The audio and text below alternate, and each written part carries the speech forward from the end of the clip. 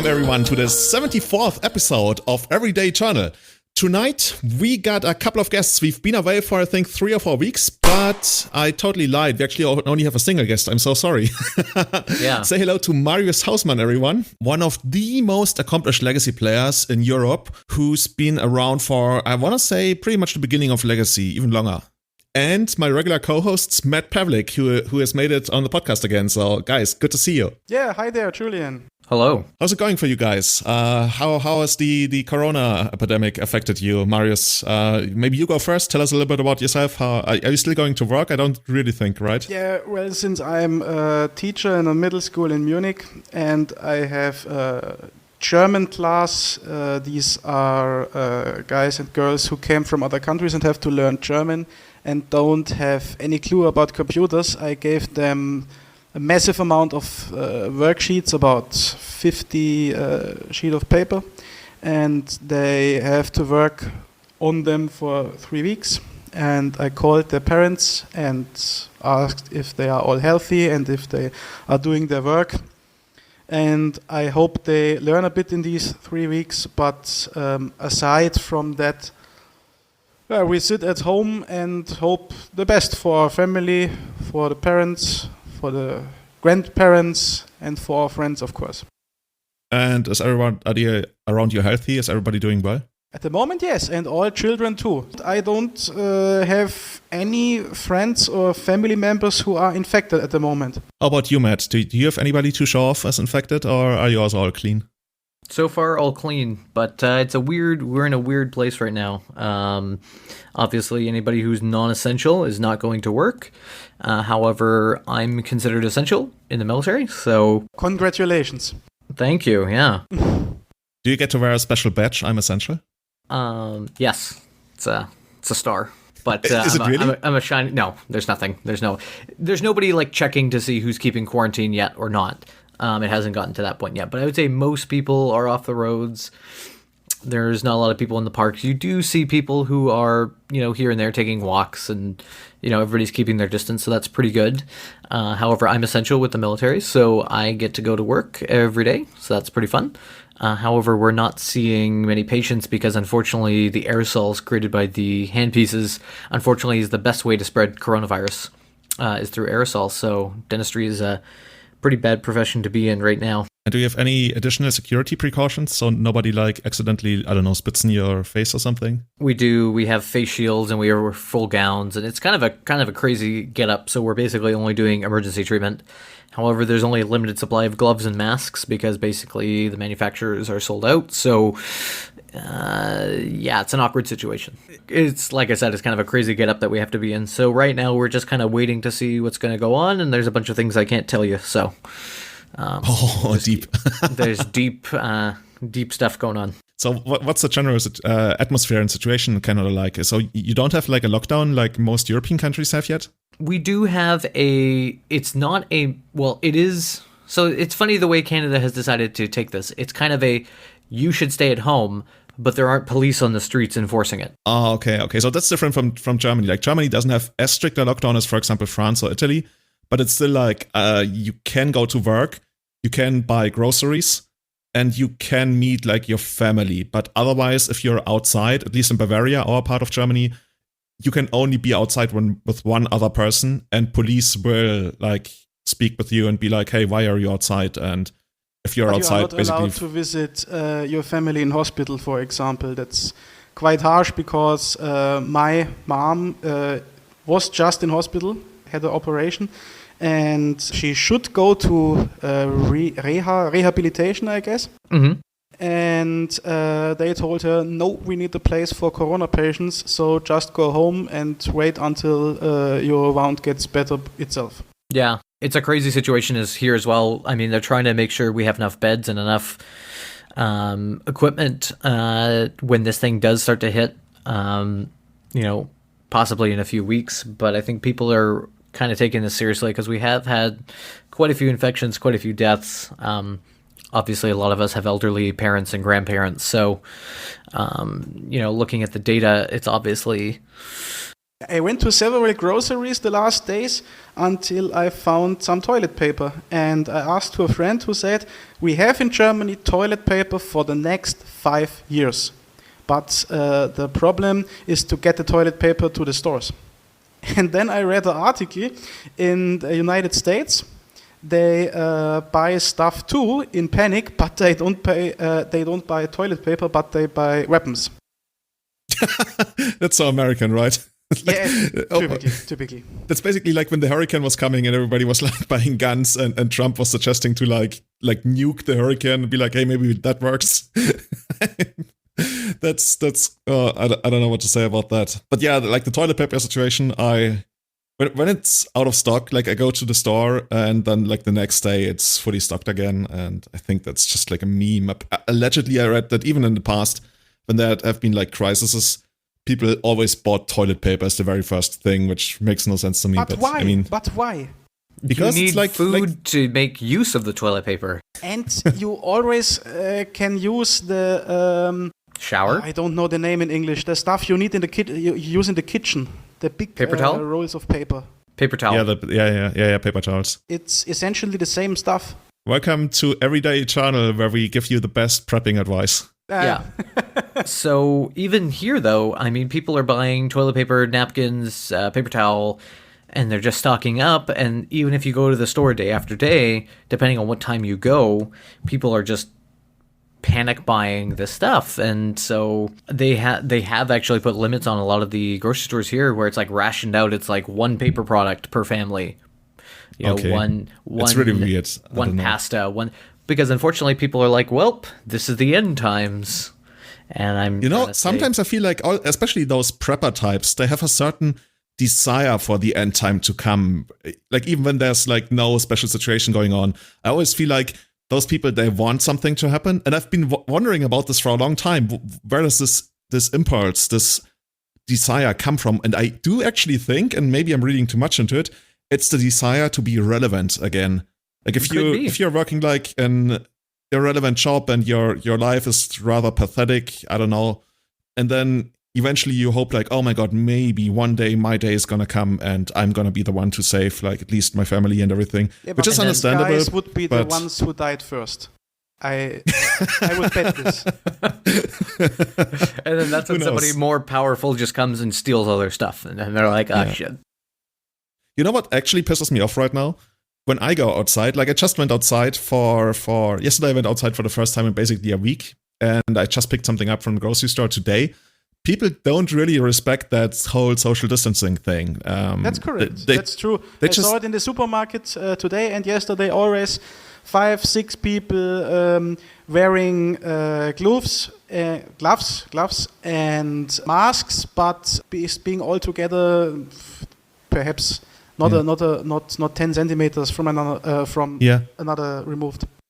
Yeah, the first supermarket I went to like a week ago, everybody respected that. I even posted about that on Twitter because I was so impressed by it. But now, just the other hour I went there, like people stand in the middle of the aisle and they, I don't know, watch their, horse porn on their phone or something because they are so like into it and they won't leave the aisle and you can never cross there.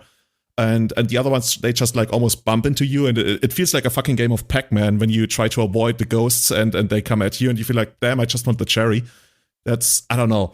Yeah, that I mean, here really they've actually painted lines on the ground, right? And they're actually strictly enforcing, like, you must be, if you're not on this line, get fucking in line. then nothing's gonna happen. Yeah, like this is I get not what going you mean. anywhere. Yeah. So, and then, yeah, if you give the people visual clues. Yeah, a lot of people wearing gloves, and I'm like, but if you're touching everything with the gloves, then you're kind of missing the point. It's like I see like especially say at the grocery store, the lady who's handling, or the guy who's handling the cash at the register, he's touching every product and money and the computer, and he's not changing in between, so it's like, you might as well just be having bare hands and sanitize in between. But anyway, that's... You know what's grossing me out? When a place has like towels to dry your hands, but it's not like disposable towels, but it's always the same towel. I find that so disgusting because basically like if they didn't super properly wash their hands, they just spread the germs that way. And yes, that's... I don't know. Ugh. Yeah. Anyway, so here's our short rundown of what's going on in our respective countries. In Germany, we just extended the lockdown until I think almost the end of April. So I think 24th of April, and might even be extended beyond that. And since most of our listeners actually don't really get to play right now from what we hear, because basically all the paper events have been cancelled, even the big one, the 20K that Jeremy put on, we are actually going to do a little bit of a history lesson. We are basically going to turn to the History channel for today's episode, and we are going to look back at the history of the ban list of Legacy. We are specifically talking about bans, not unbans. That would probably be an episode of itself, even though the unbans haven't really impacted the format all that much, with one noticeable exception, I guess. And that has been one of our most requested topics. So I actually spent quite a lot of time just trying to find some interesting tidbits, information about those cards that were unbanned, that were banned, why they were banned, what kind of environment led to their ban. And I think it's great to have both of you guys on, because Marius has been playing for longer than I have, and I think Matt, you also have been playing basically since... Yeah, I mean, I don't even know, but you... Since the mid to late 90s, like casually, but in terms of like actual tournaments, probably about 2003. Okay, that's still like a couple years earlier than I started. So you've been around for the entire history of Legacy. Mm-hmm. Yeah, I saw the beginnings of Legacy, and when you sent me the list with the banned cards, I got so many memories from matches, from tournaments. That was just great. And the funny thing is, most of the time I predicted the bans in our Magic round quite correctly, but I always, or not always, most of the time thought they would ban cards much earlier. But I always had to wait then 2 or 3 years for the cards I thought were a bit stupid to go. Yeah, or in case of Census Dividing Top, almost 10 years. But let's get into that once we get to top. So we're going to go about all of these cards chronologically. And something I wanted to start on was to actually tell people, like, where does Legacy come from, Matt? When was the format that we know as Legacy was created? And where did it actually... evolve out of?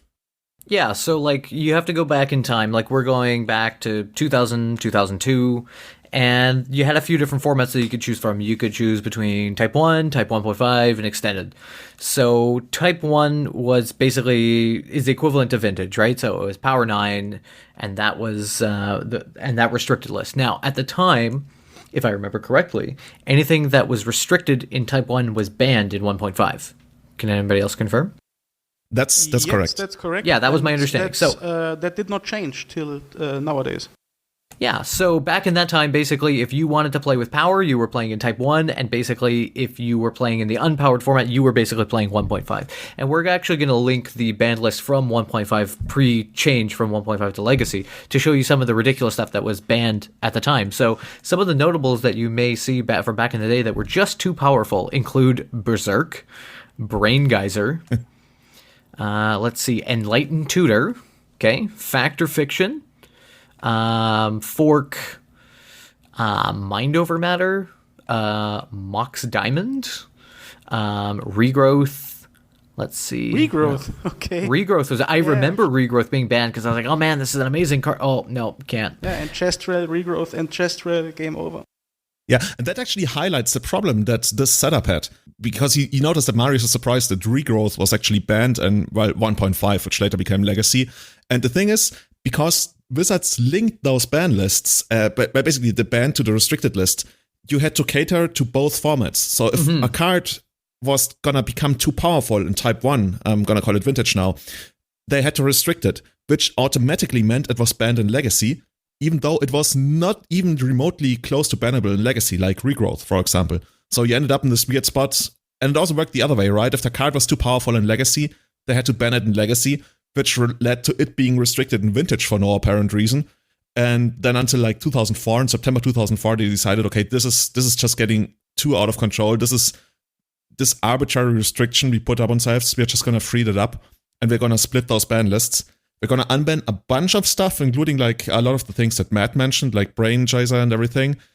And that's basically the birthplace of Legacy as we know it today, at least in theory. Yeah, what just came to my mind, imagine how bad Regrowth would have been in Deathrite times. Just for example. It's even a sorcery, right? Yeah, I mean, a lot of these cards were actually not that great. It's just like you said, because the ban lists were linked, that was your main problem. Now, to set the stage where people are kind of thinking, like, wait, I don't see a lot of the cards we see today, like Workshop, Mana Drain. Like, Mana Drain control decks were a thing in 1.5, right? I remember people finishing their Mana Drain playset so that they could play in 1.5. People were still playing Mishra's Workshop as a 4 of in 1.5. Like, this was a very different format than what we're used to seeing today. Much more like definitely a hybrid between what Legacy and Vintage would be even nowadays if you unrestricted Mana Drain, and well, maybe Mana Drain is not good enough, obviously, but like Workshop and such. So I think it was September 2004. Yeah, that's when they split the ban list. Yeah. So basically, I remember them putting up the little the article basically saying, "What do you want this to be named?" and the vote. So I don't know. Did anybody else vote in that? No, I didn't vote on that. I only recently discovered it, and I laughed my ass off when I saw all the other suggestions, because I think we really got the best option there, which might be biased because like Survivor bias. We like the one that actually made it. But yeah, Matt, you want to give us an idea of?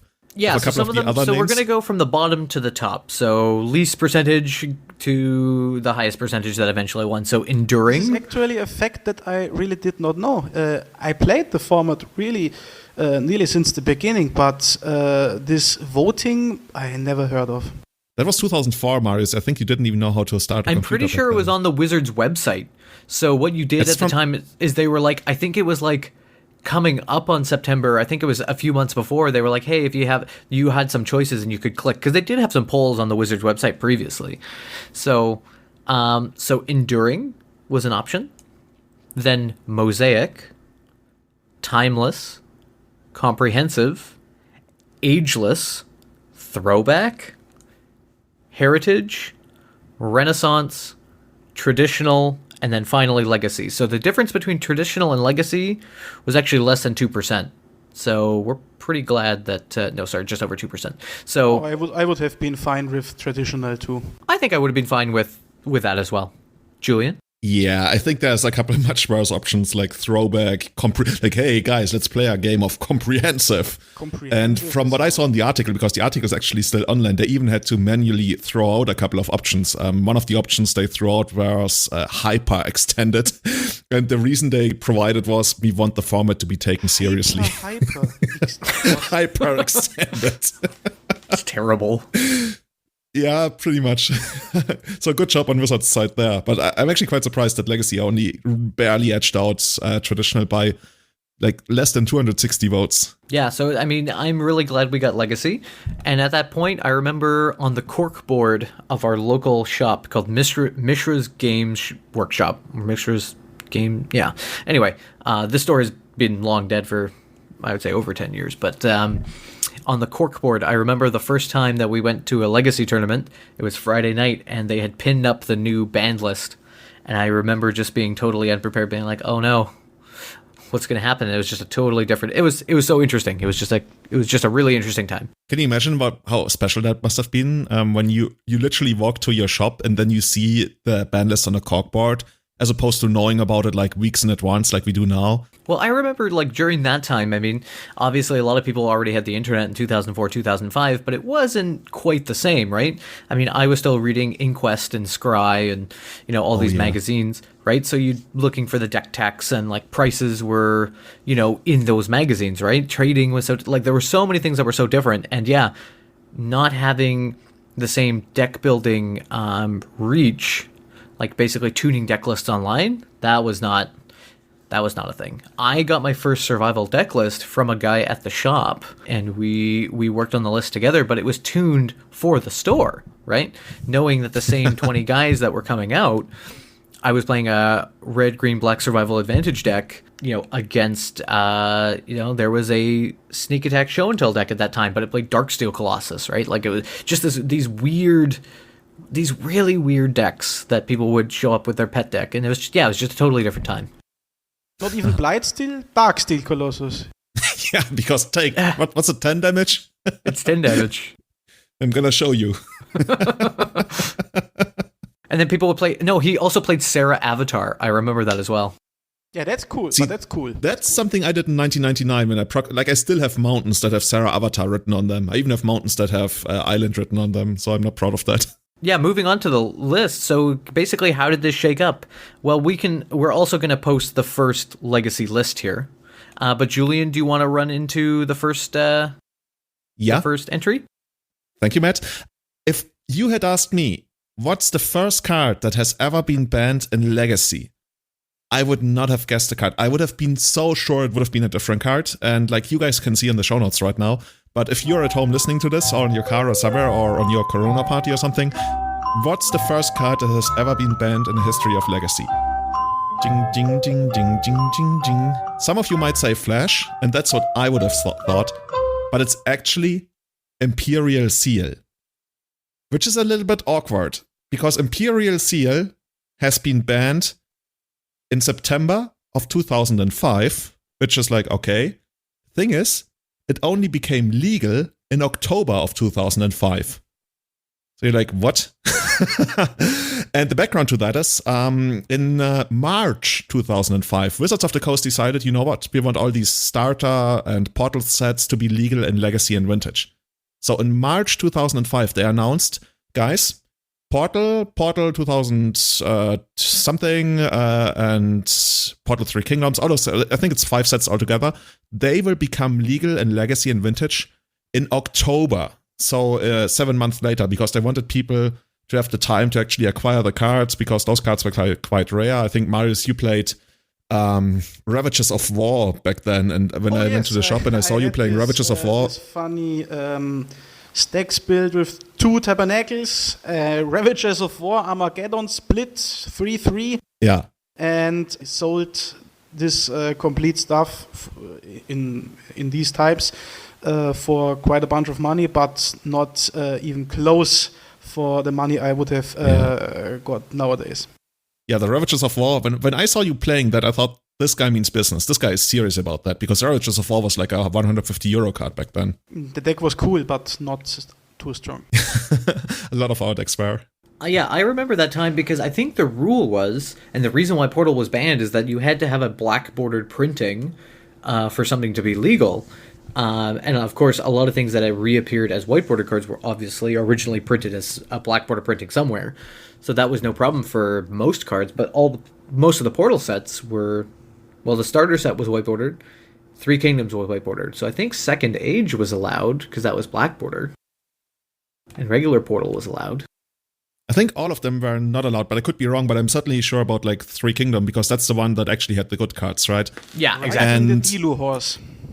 yeah, riding Dilo Horse, which is still a super awkward card, right? Because it doesn't give +2/+2 counters. It just like, it gives the creature +2/+2, and you just like have to remember that. And I guess you could write it down, but technically it's not a counter. It's one of the most awkward cards ever. So yeah, I was gonna say, Imperial Seal, it was banned before it became legal. And how is that? So when Wizards announced in March that those cards would become legal later on in the year, they literally said in their article, hey guys, if you have any ideas of cards we should maybe ban from those sets, hit us up. And a lot of people sent in their ideas, and they were like, okay, guys, you probably have to ban this Imperial Seal card. So in September, Wizards, before all these cards came into legality, Wizards was like, okay, Imperial Seal is banned.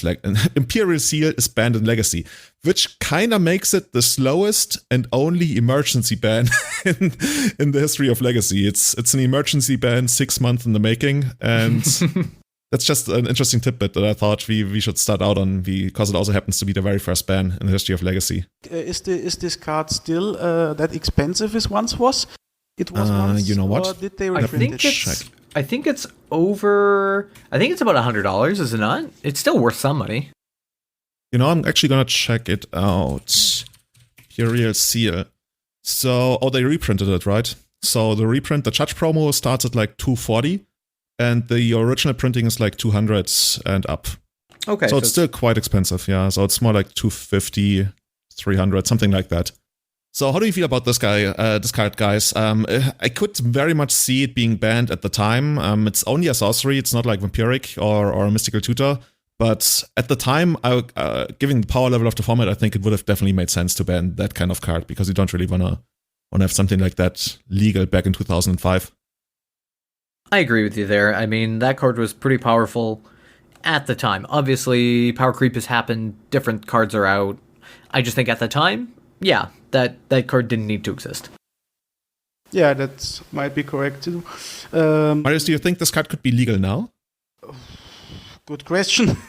It's so well. To be honest, I once saw a player in Munich play Imperial Seal, and end of opponent turn he fetched the card away. A very powerful mage. Yeah, I honestly think the card could be quite interesting at the moment, because sacrificing a card to get exactly the stuff you want is not bad. I estimate it much stronger than, for example, Enlightened Tutor, but on the other hand, it's sorcery speed, and against an enemy chase or much stuff, or even predict, it might be just crap. Well, against predict, Enlightened Tutor is crap too, to be honest.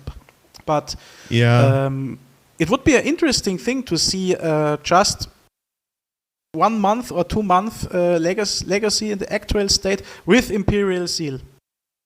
I think the biggest reason against allowing it, and I'm sorry to say that because I wish it wasn't the case, but is the price tag we just talked about. I think if you unbanned this card in Legacy... Probably, yeah. We're probably talking like more than $1,000 for a playset, and then if you only like try it out for 2 months and it turns out to be like super broken, then that's the money down the drain again. Kinda. Well, I mean, Grim Tutor's legal. Yeah, it has been legal, and like I think in the last 5 years, like 3 people have resolved it or something. I don't know. Like Grim Tutor had its time in the spotlight that lasted for a couple of months, and then kind of went away again. I don't know about that. Is just one too much. Yeah, and like in the Nauseam deck, it's almost like a 6 mana, a 6 life thing to reveal to you at Nauseam. So yeah. But yeah, Imperial Seal, I'm happy it stays on the ban list. I don't really see it enabling anything we really want to happen in the format, especially not right now. And from there, moving on. Now we get to one of the least controversial, highest impact bans the format has ever seen. If you played back then, you know what I mean, both of you played back then. If you're on the podcast, you haven't played back then, this is Flash. the most dominating areas of the game, yeah. So yeah, that card is Flash, and Flash made a really big impact in the summer of 2007. So Matt, do you want to tell us what Flash does? Yeah, so it's 1 in a blue. It's an instant. And so the current wording is, you may put a creature card from your hand onto the battlefield. If you do, sacrifice it unless you pay its mana cost reduced by up to 2. So yeah, that enabled a pretty powerful combo. And the thing about that was the card had errata, right? So for most of its existence, it didn't really do much. However, I think it was like the great update where they changed all the errata to no longer be power level errata and have the card do as basically this thing that's written on the card, as opposed to like changing it in a way to make more playable but also weaker. And when people found that out, they built the most broken deck in the history of Legacy, which is Flash Hug. Whereas previously, Matt, I think you just wanted to mention the previous wording it had. Yeah, I think it's kind of the Mox Diamond clause, right? It's like if it would come into the battlefield, right? Yeah. If it would come to play, you pay, and if you don't, then it's basically a replacement effect. It goes to the graveyard instead, so it never actually touches the battlefield, which is the big thing.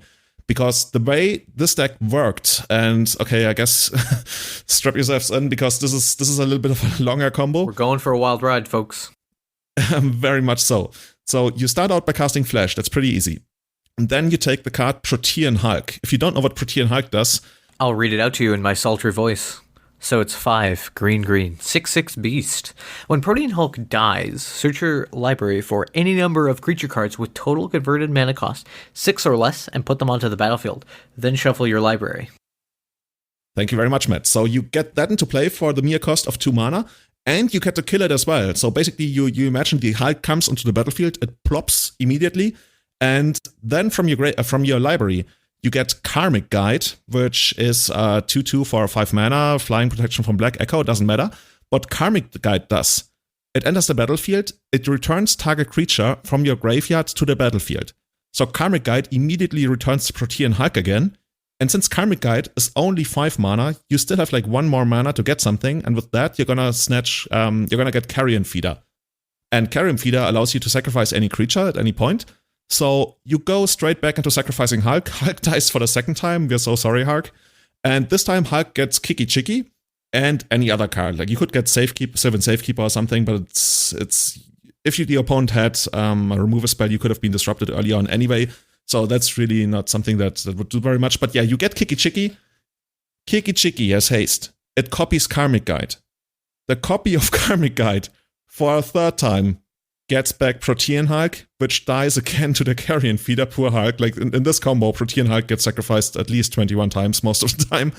And while doing so, you get copies of Karmic Guide. So eventually you have an infinite number of Karmic Guides, an infinitely large Carrion Feeder, but I guess that doesn't really matter anyway. And from there, you can attack your opponent, and that's where the combo ends. Unless you have a combo piece in hand, like Karmic Guide or Kiki Chiki.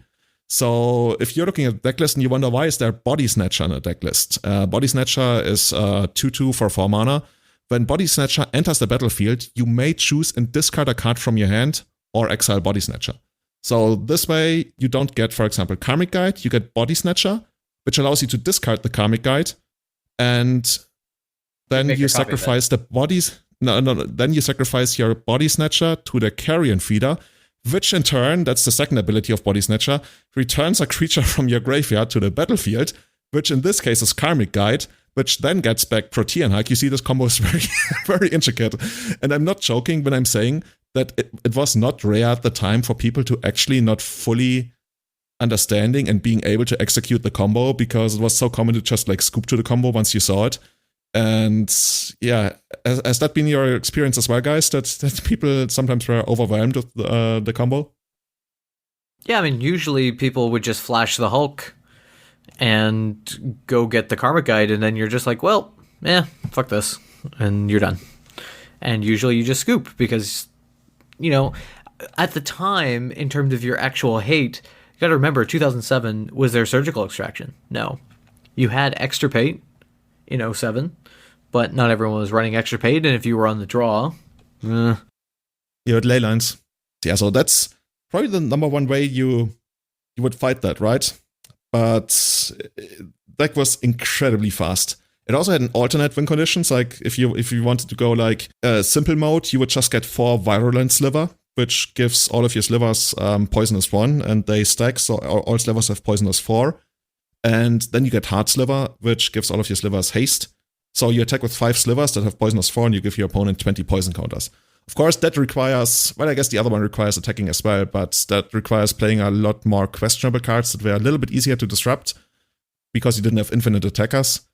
And yeah, that was, I think it was pretty quickly decided that the Karmic Guide, Body Snatcher, Kiki Chiki, Carrion Feeder, Protean Hulk combo was the way to go. Matt, did you enjoy playing during that era? I actually stopped playing a little bit during that era. So in our small play group, that was kind of a subgroup of the big play group, nobody was playing Flash, but my friend did have the deck put together, and it was, at least I think I was playing Survival still at that time, and it was just miserable to play against. So I basically, I don't want to use the term gentleman's agreement, but we definitely didn't play it against each other.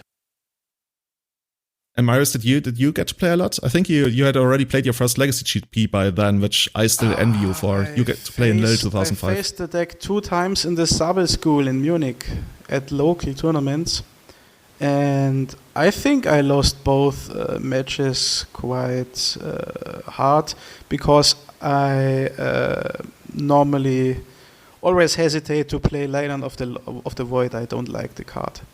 And against this deck, it would have been quite good.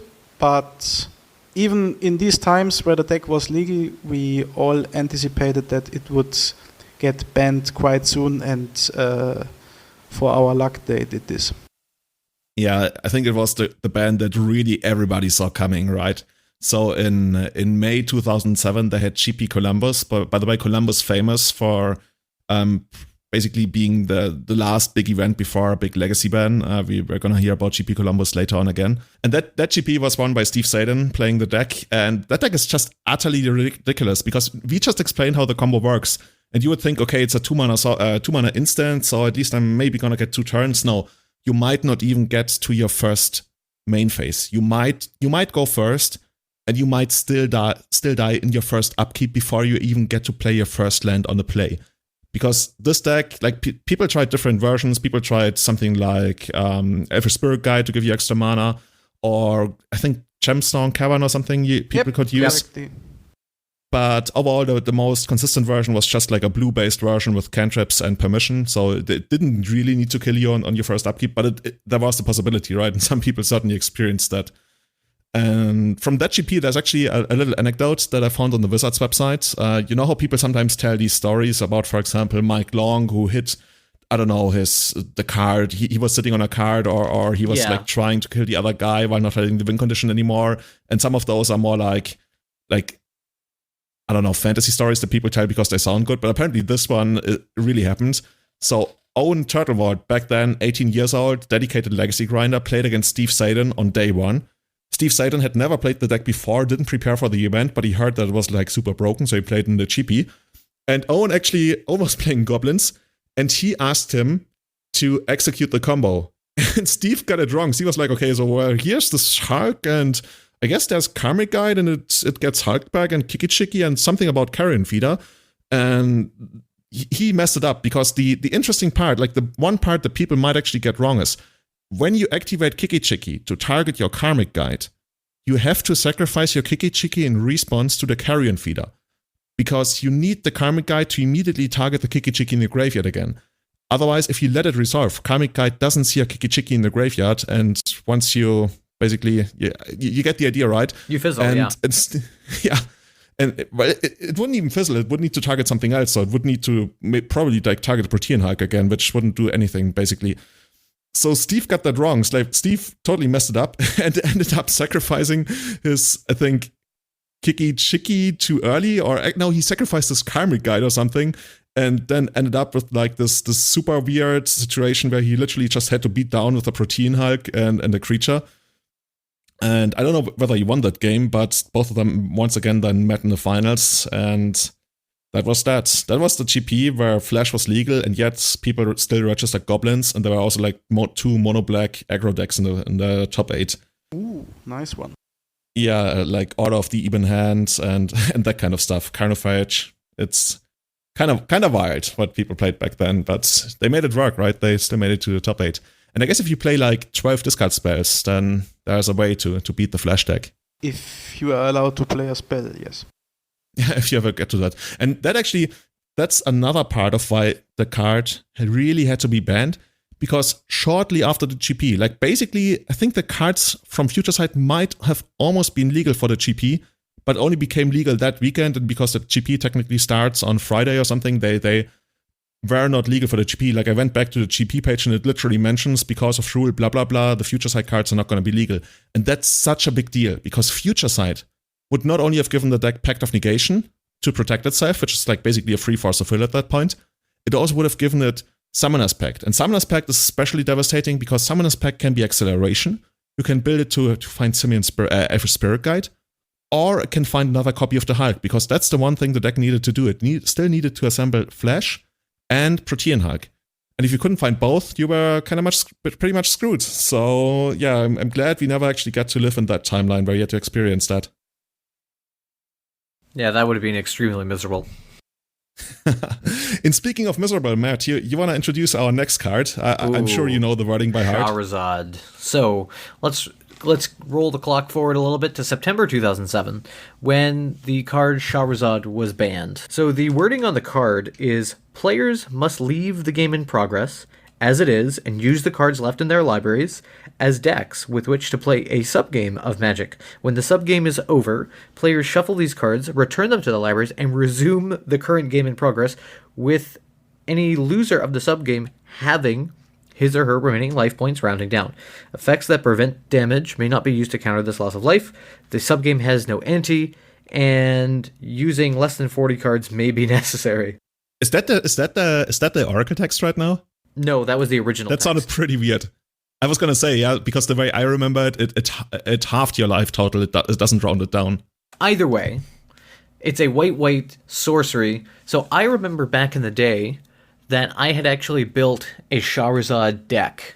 And all it was like icy manipulators and forks and Mazaviths and Shahrazads, and just the whole point was just, and I think it played Soldier of Fortune. Like, it was just, all it did was designed to just create subgame after subgame after subgame to like tie people up, and then it was a terrible deck. But anyway, it was banned specifically for people like me for time wasting abuse scenarios. So I don't know if you actually had this card played against you, Julian, but well, the way I understand you were actually just time wasting for the sake of time wasting because you found it funny. Yes. Is that what you did? Yes. Okay, so in the Wizards article, because I went back and read all the banned articles where they provided the reasons, they specifically mentioned that people also abused it in tournament settings. So they went up 1-0, and then they just tried to create an infinite stream of sub games, so they would just win the main game 1-0. Or even if they were like looking to maybe lose the first game with not enough time to finish other games, they would just try to stall it into like an overall draw by playing subgame after subgame after subgame.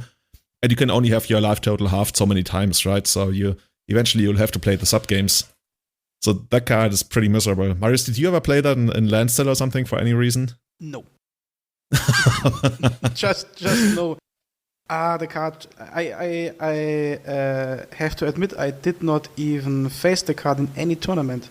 No one did ever play this against me, despite in the Sabe School or in the Fontainment, really many players played fun decks. Like when the Tron movie came out, they all played Legacy Tron and stuff like that.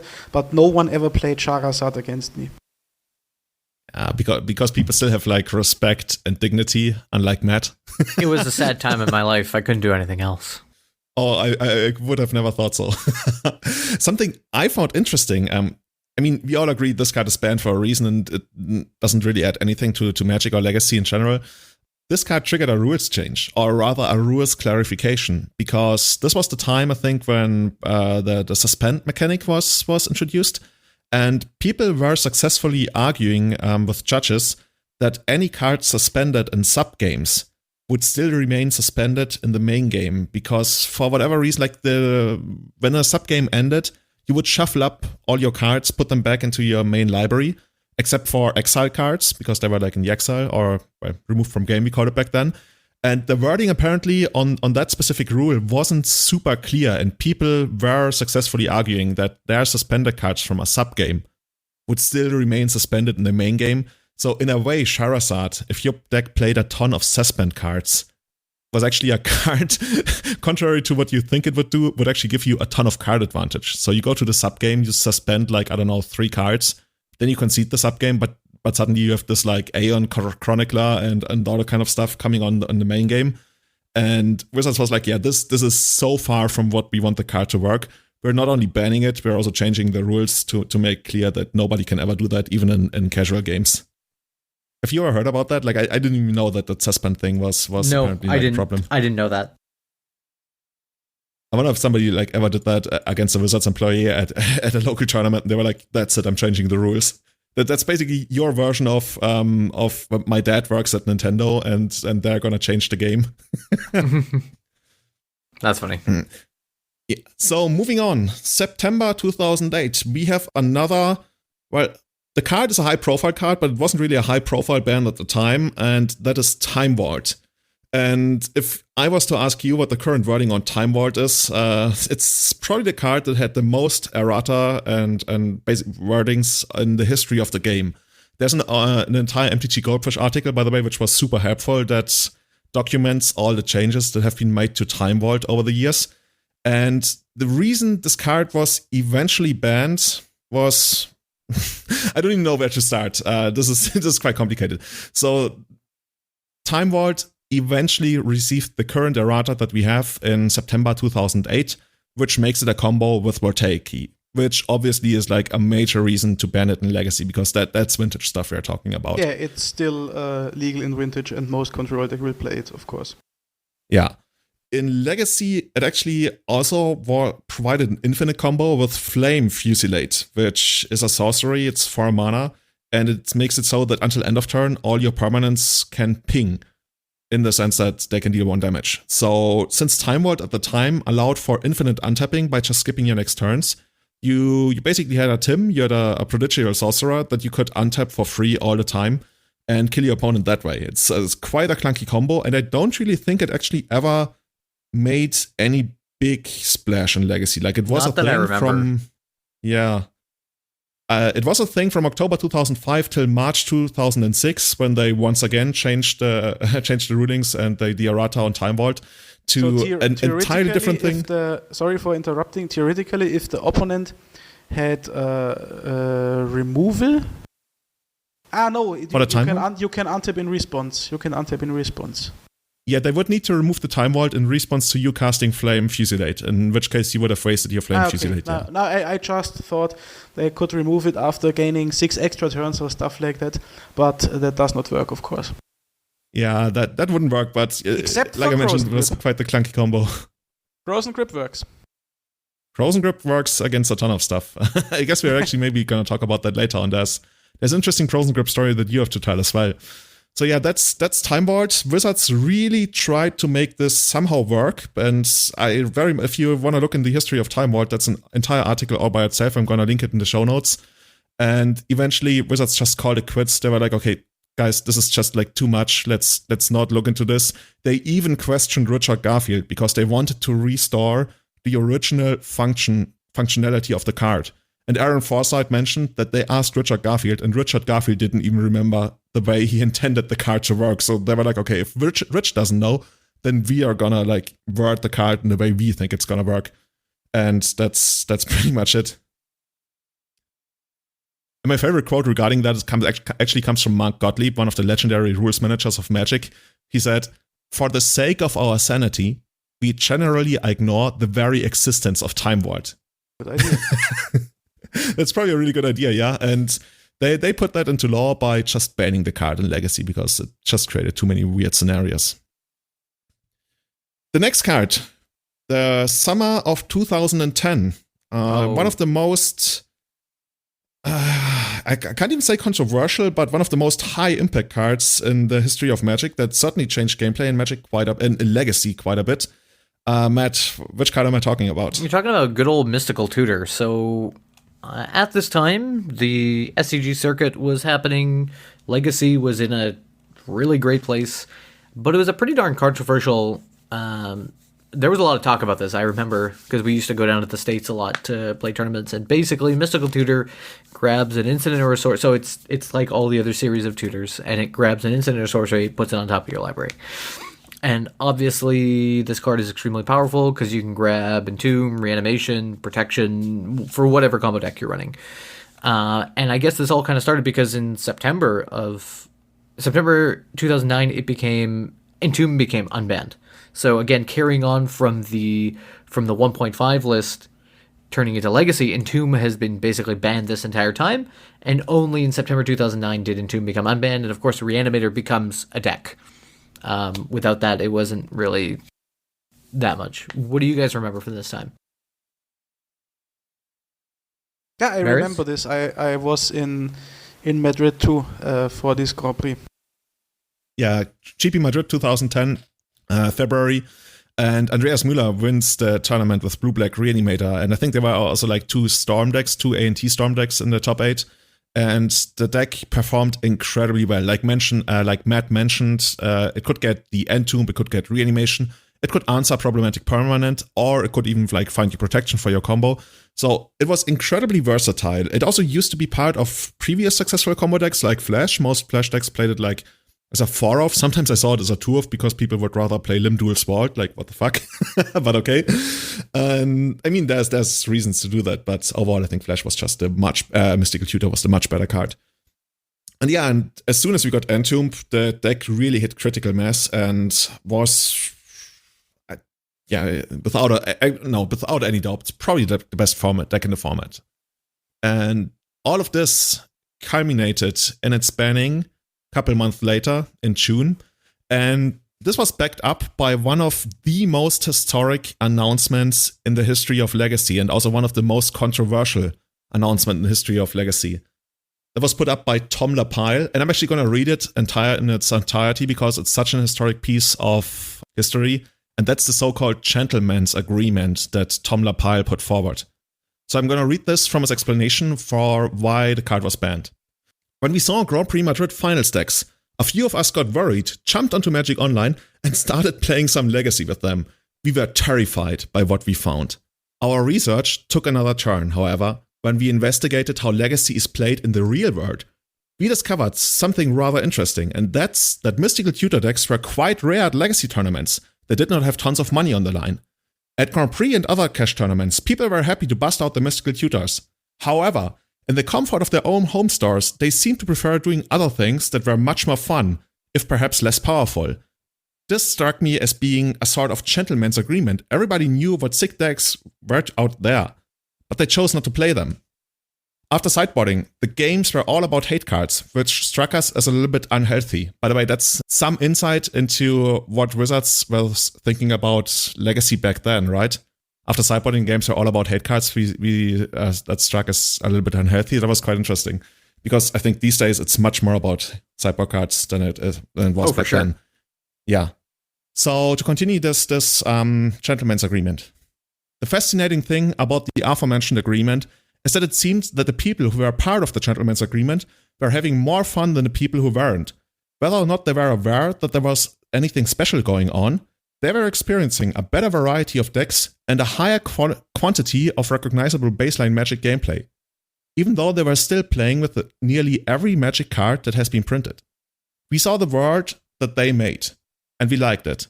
We liked it so much more than the competitive world that had mystical tutor decks that we decided to give that happier world to everyone. And that's the gentleman's agreement theory. And such horseshit. This was the reasoning for banning?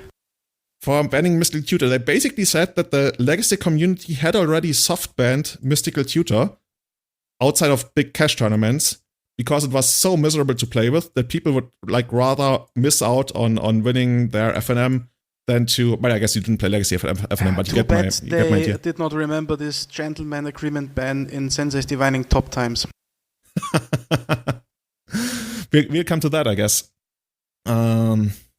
So yeah, this is if you haven't heard about this is really one of the most historic pieces of banning reasoning, because it was, to this day, when people talk about the gentleman's agreement, that it goes back to this idea that Tom Lapile put forward, that some cards are so miserable to play with that people will just not play them even though they should.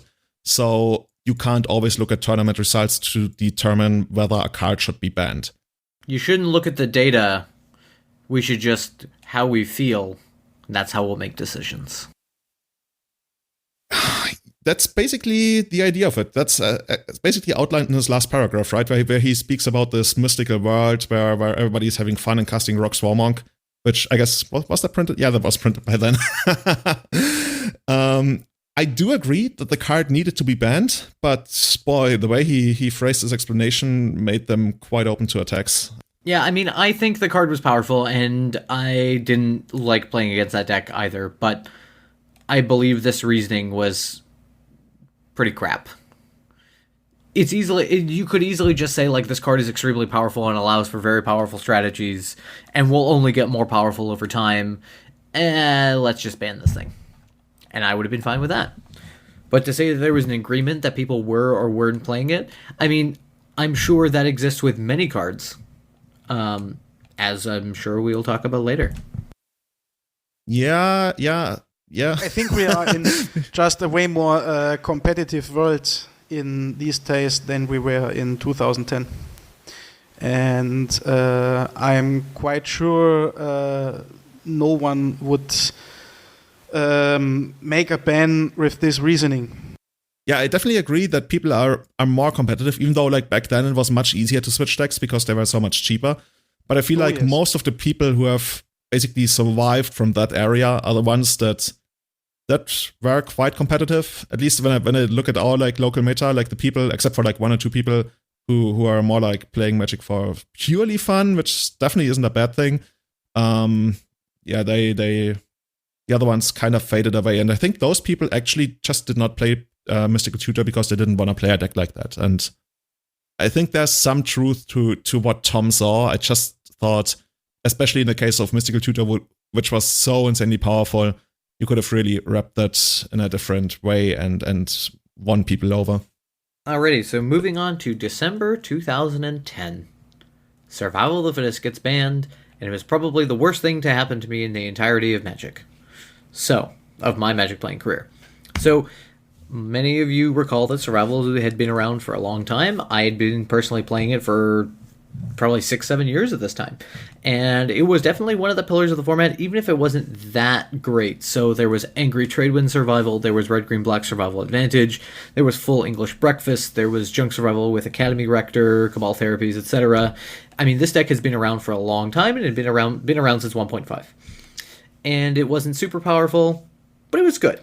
It was good. Well, I was going to say, like Survival Advantage and Angry Tradewind Survival, those are like mainstays, right? They were mainstays, but I wouldn't say they were like... the most competitive survival deck, and the reason for this card getting banned was this Loyal Retainers combo.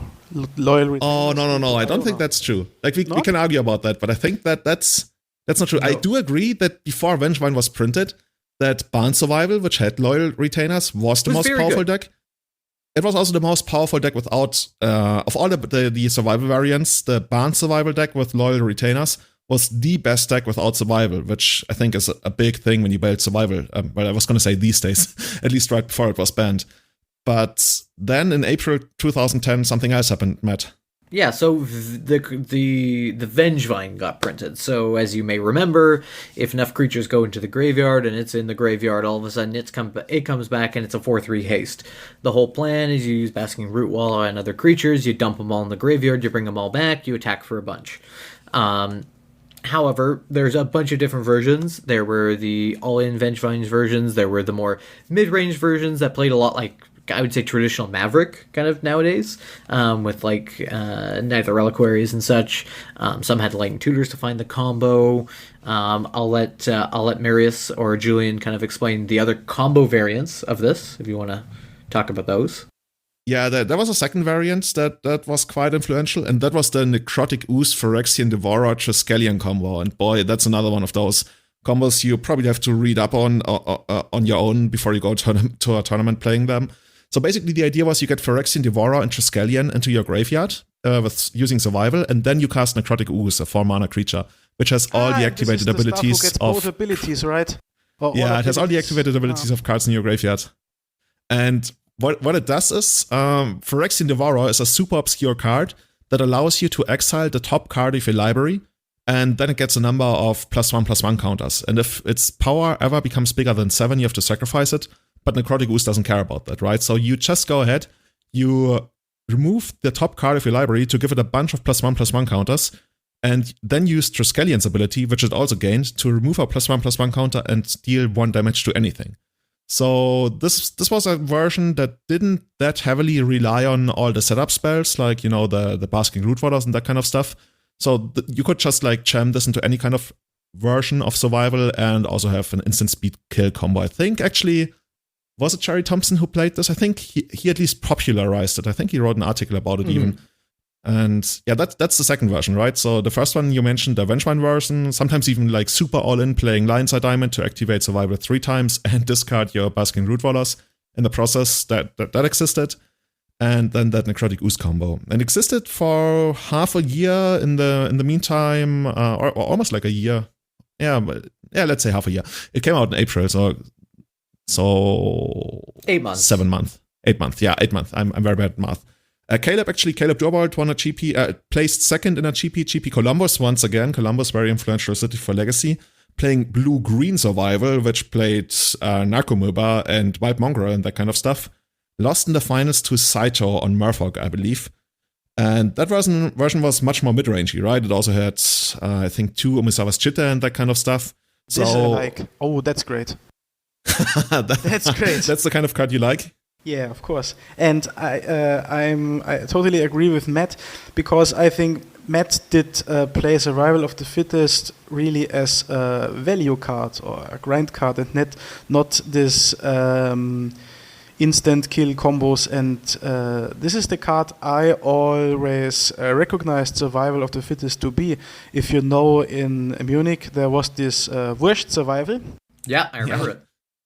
Chunk survival, Wurst survival. And it was such a nice grindy deck with many cool creatures. I even think Siege Rhino was in there when they printed it, but it was a grind deck and not all-in combo deck. And but of course, at competitive tournaments, if your combo deck is the much more brutal and much more successful choice, you will always play the combo deck. But I think it's a pity that they took Survival of the Fittest out, even if they had to cause of these combo decks. It was a damn shame, because I think there was a lot of design space with Survival of the Fittest. And I agree with Marius. I was definitely playing it as a grindy mid-range deck, like playing kind of like a rock deck. And during that time, I was still playing a little bit of Red, Green, Black Survival Advantage or Vouch Survival, and it was great. Except the Vengevine Menace or the Necrotic Ooze Menace was becoming a problem. Now, at that time, to counter this deck, I mean, there were still a lot of cards available. Like Extirpate was still a hell of a card, and a lot of people didn't. This was one of the first times where I feel like people complained so much about this deck, and nobody was actually, at least in my metagame, was actually trying to do anything to fight it. So I was actually playing, at that time as well, Bug Landstill. So I was playing Pernicious Deeds and Extirpates and Tormod's Crypts in the sideboard. So I ran a full set of Extirpate in the board, and my win rate against the Vengevine version was pretty darn good. Pretty darn good. Yeah, I guess Extirpate is one of those cards that actually helps you out more than Leyline, because the one thing about Survival, I have to admit, as much as I love the card, it's also a card that lets you find answers, which is always problematic when your combo enabler is also able to find answers, like Mystical Tutor, right? So I think we are looking at an entirely different power level and philosophy about what Legacy is supposed to be. And maybe like right around that time, it slowly started to change when it stopped being like all about creature combat and then having like something extra. Because if we look at all of this now, I think, and that's basically the main argument for unbanning Survival, right? It's not nearly as broken in the grand context of Legacy as it was back then. Like people were even arguing back then whether it was really as broken as people were making it out to be. And I read the article, and Wizards basically they provided a very direct thing that we just have to accept, and that was like they tracked the win rate, and the win rate was too high. And if that's the case, then there's nothing you can really say about that. I think these days, I don't think it would be too broken from what we see, but it's also the question whether we would really want to have it back in the first place, considering that, once again, we were talking about a playset for, I think, way over 1,000 by now. And if you unband it, we're probably looking at a playset of more like 2,000. And that's just too much, right? As much as I want Survival back, I played it in the Legacy Unchained League, and I think I proved my point that the mid-range version of Survival is the best version. The people played aggressive all-in versions, but they slowly faded out because they realized, okay, the win rate is atrocious. But yeah, green-white mid-range version of Survival is probably where it would be right now. Or I guess these days we would play something like 4-color, but you still need a lot of green to activate it. So I don't want to turn this into like my rant about, oh my god, I want Survival back. But I because think we do. We do, yeah. We do, yes. There's a big piece missing in my heart, and it's Survival shaped. It has like two goblins murdering each other, and I want that back. Yeah, I mean, I think the one thing that I would want to own, there's three things I want to own. It's my favorite piece of artwork, so I'd love to own the original art, but I know who has it, and he won't give it up. I would love. Is it public knowledge who has it? I'm not sure if it is, so I'm not going to say their name. But I've said if he ever wants to sell it, that I would buy it. Number two. If you ever make up your mind, Marius, Matt is down to buy it. Number two is I would love to own a foil Survival, not a like a test foil Survival. You mean the test prints? Yeah. Aren't they like 10, 20,000? They are all in Germany. Also, Are they? I know the guy who has playset of foil survivals. You mean I think Jens? it's the same person. I think we're thinking of the same person, Marius, because I'm pretty sure that person also Yeah, probably. owns. Yeah. I mean, So- he's a vendor, right? So we might as well mention him because he always displays them at a store. It's Mark Lanigra. Oh, it's Mark It is. Laniga? Sorry, I It didn't. is. Oh, no. Jens had the place at City of Traders, right? The test prints of City of Traders. Yes. He wanted like 75k for it. But they belong not to Jens, but to what's his name? Also, he's selling them for somebody else, you're saying? Yeah, correctly. This Stacks guy, friend of Richard. I don't know. Italian guy? No, German. German Stacks player. You're the most famous Stacks Full player. foil master, one of the most pimped stacks. Master Yoda? No, not Master. I guess we're not gonna find out, and I guess if he's that hard to remember, maybe he doesn't want if to. I know him. Yeah, If I maybe he remember. doesn't want to be publicly known if it's that hard to remember his name. So yeah, Survival, please come back to me. I enjoyed you so much. It was actually the first deck I ever found success with. I played a lot of Enchantress for many years, and when I finally realized that Gaia's Touch is not where I want to be, I copied the Wurscht Survival, the Chunk Survival deck. And that was the very first time I really started doing well. I don't know, Marius, if you remember that when we played in a tournament. We were both 4-0.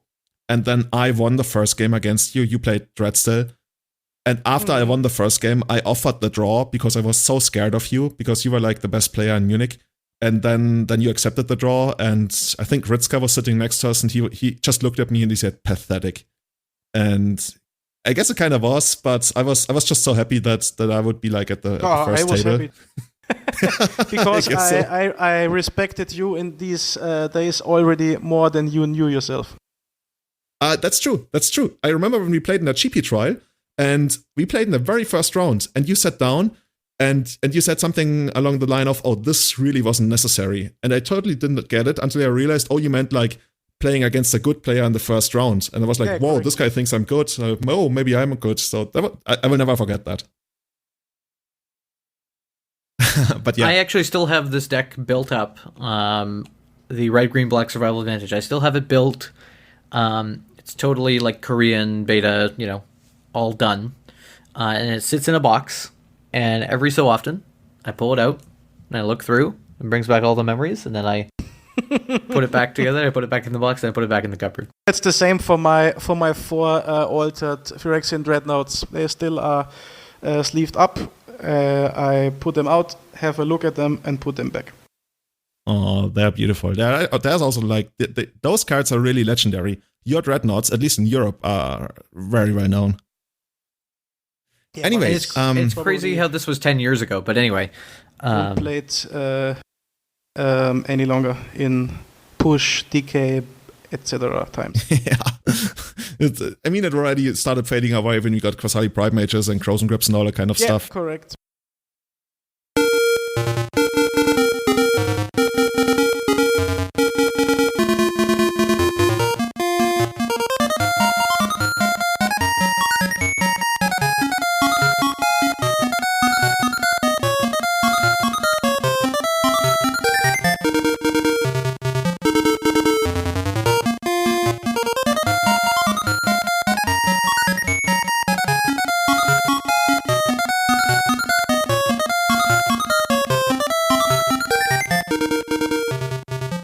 Marius, I want you to say everything about Mental Misstep. Me? You. I have very good reminds of Mental Misstep, because when it was legal, everyone played it, and I did not play it, and won, I guess, the tournament where I got the best payout what I won since I played Magic. That was September 2011 when Mental Misstep was banned. So you were playing earlier in 2011, and you won the German Legacy Championships, and you got I a played ton of Maverick. money for that. Without Mental Misstep, and I won the tournament. But Mental Misstep is a card. So for the ones who do not know it, it's instant for 1 blue or one Phyrexian mana. You can play 1 blue or pay 2 life, and you can counter a casting cost 1 spell. Every deck who wants to play this counter can do it without adding blue to the deck. I think, and even today, I think Mental Misstep was a fair card. It was a fair Magic card because everyone who wanted to play it could do so. And it became when the first turns of the game had passed, it became much worse. Yeah, so maybe we start with why it was printed in the first place, and I think that's super interesting because Wizard said in their article about the banning of it, they created it in May 2011 to specifically help non-blue decks in Legacy to fight combo. And I think that might have been one of the first times ever they specifically released a card in a how would you say that, in an actual big set, like not a supplementary set, to add something to Legacy. And they were like, okay, this turned out really poorly. So to quote from the article where they banned it, unfortunately, it turned out poorly. Looking at high-level tournaments, instead of results having blue and non-blue decks playing Mental Misstep, there are more blue decks than ever. So this incentivized a ton of people to play blue decks. And I think the reason doesn't really have to do anything with Mental Misstep being blue. Like, yeah, you can save 2 life by paying for it, but from what I remember, and Marius and Matt, correct me on that, I just put this in the show notes. I think the top decks during the Mental Misstep era, during its reign of like almost only a couple of months, were Bug Landstill, Natural Order Rock, Hive Mind, and some like super late game oriented versions of Stoneblade, but primarily like Bug Landstill, Natural Order Rock, and Hive Mind. I don't think Maverick was that big. In a time without Terminus, I would clearly put Maverick in the top tier decks of these times. Yeah, the thing is, I'm not so much talking about like what was good, but what was played the most, and usually they overlap. That's what I'm saying. Like, I think Maverick probably was much better than people were giving it credit for. I think back then, like the big discussion Maverick was whether you play Mother of Runes or Mental Misstep, because both kind of protect your creatures from Swords to Plowshares. True. And I think you opted to play with the Mothers. But overall, people really played Bug Landstill, and I think the biggest draw to Bug Landstill was that PV, Paulo Vito, Damo da Rosa, and the rest of Channel Fireball, they played Bug Landstill in a GP and did really well with it. I think PV top 8'd with it. And that deck played 4 Pernicious Deed. And that card is just incredibly hard to beat, and also played 4 Standstills. And sometimes if you were even greedier, you would also play for Ancestral Visions, or other visions instead of standstill. So remember during this time, so there was a time leading up to this, because I remember this time very specifically, because I found out that I was going to be attending GP Providence in May 2011, and I started training for this in January. So we started testing regularly, like 2 or 3 times a week. You know, we started playtesting against these decks, and then eventually, so I remember even at the time, I was playing Dead Guy Ale, I think, and then I switched to actually playing Junk really competitively, and then Mental Misstep came out and changed the game. But of course, at the time, I had already been on my list that I was going to be on, that I've been testing for the past 4 or 5 months. So I said, you know what, we're just going to go with it. But it was a crazy time for Misstep. I mean, the flavor text on Misstep should actually be, I misstep your misstep. Yeah, correct. Because that's how crazy it was. Yeah, I think that's something Marius was alluding to, right? You trade off your missteps in the early game. And I think, to me at least, that's a bit of a downside, because it effectively made it so that people started with fewer cards in their opening hands. So you kept your opening hand, you played your 1-drop, you exchanged your missteps, and then the game went on. Yeah, of course, these top decks you mentioned here all play Brainstorm. So Mental Misstep is naturally better in blue decks, where you can shuffle them way in the mid or late game when there is no more need to hard counter a casting cost 1 spell.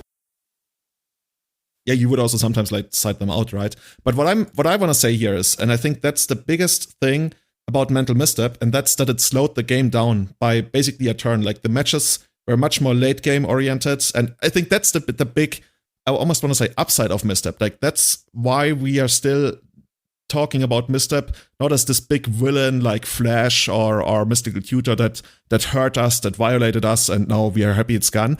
I think the Legacy community these days is pretty split on Mental Misstep, because people look back and they see the good stuff, and that was like the games are quite interactive, like much more than they are now, I would say. And the games went long, and you built your deck with your strategy in mind, much more than like short-term gains. And that was kind of cool. Like the Bug Landstill deck that PV played, and also the Natural Order Ruck deck. Oh my god, that was one of my favorite decks ever. Like those decks were amazing to play, and I wouldn't want to miss them. But on the other hand, it made things a bit awkward. I remember at the Misstep times, it was even about the question in these early or mid-range decks, do I want to play Mental Misstep, or do I want to play Daze, or do I want to play a mix of it? I really don't know. Because in these Natural Order Ruck decks, or even Natural Order Band decks, which coexisted, I quite often saw deck lists who played 2 Missteps, 3 Days, or 4-2, or 3-3, just like the people wanted. Yeah. I'm actually looking at the deck list, at the GP deck lists from Providence that Matt mentioned. And for example, the winner, James Shrinkowitz, played, I guess we would call it Bug Midrange. I think at the time we called it No Foe, which is probably the most confusing name in the history of Legacy. Because what it meant to say is that it's a blue deck that doesn't play Force of Will, but at the same time we had no Ruck, where the no stood for Natural Order, but in this deck it stood for literally no, as in none. And yeah, he played blue midrange, Band midrange with 3 Dazes, 3 Mental Missteps. Reed Duke made top 8 with Natural Order. He played 3 Missteps, 3 Dazes. Our friend of the cast, Wilson Hunter, made top 8 with Painter. That was his breakout performance, I guess.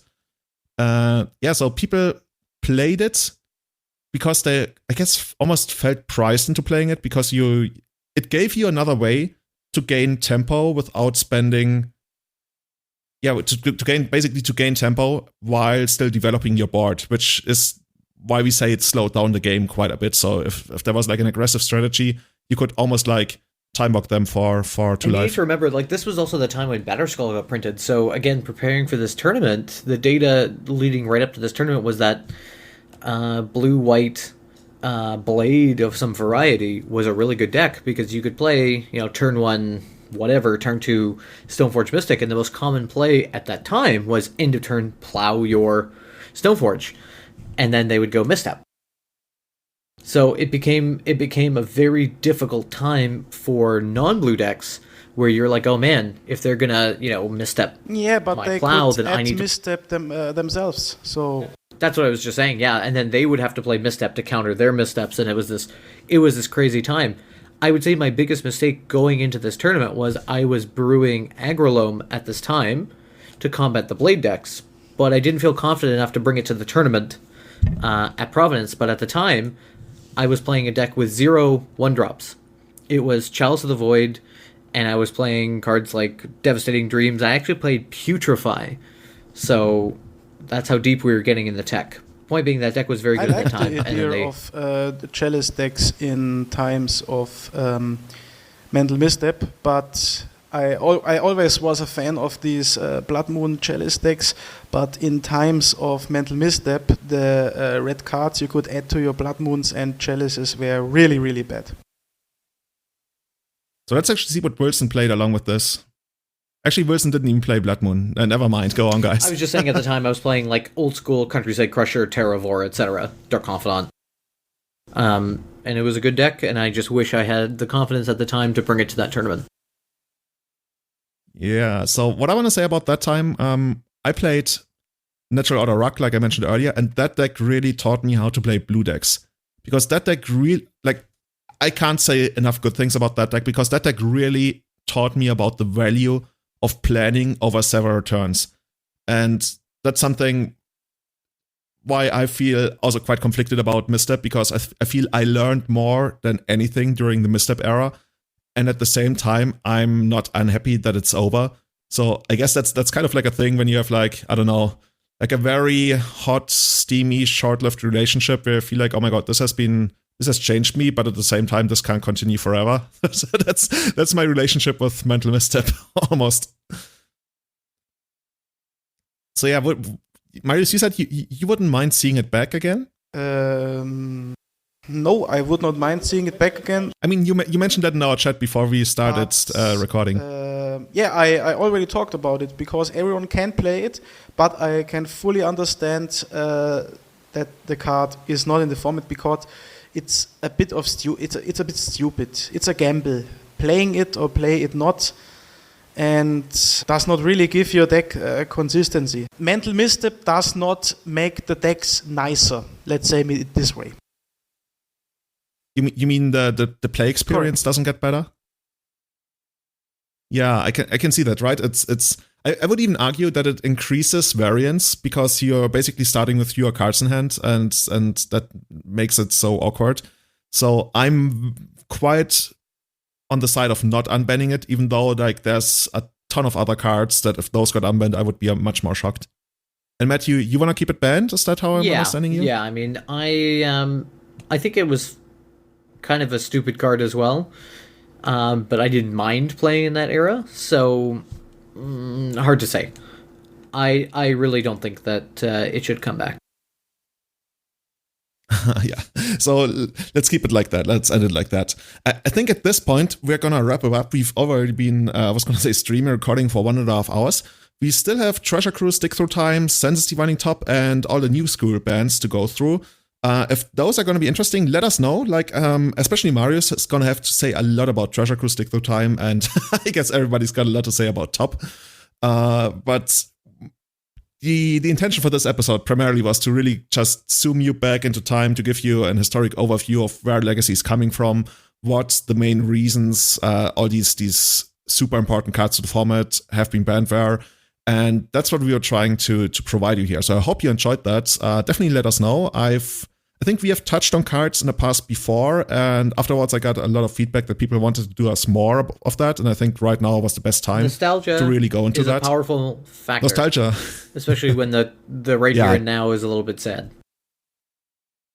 Definitely. So we did actually receive one listener question that I still want to go into, and that's from our listener, Nathan. If you could unban one card in Legacy, which would it be? Matt, you go first. That was the easy one, right? Marius, is there anything you would like to unban in Legacy right now? Said Survival of the Fittest. No, you Marius, too? it was me. Oh, we told it at the same time. Yeah. Everybody wants Survival unbanned. Like I've probably like been pretty vocal about also wanting Survival unbanned. The thing that scares me is the price tag, even though like it's on the reserved list, right? So that's not going away. I can loan you some. We could play it online.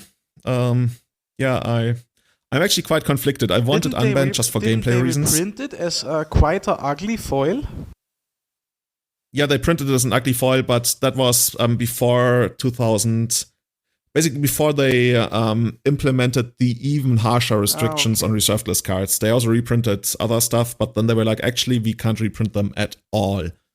So that's a problem for me. If we could ignore that, I'm super down to unban Survival.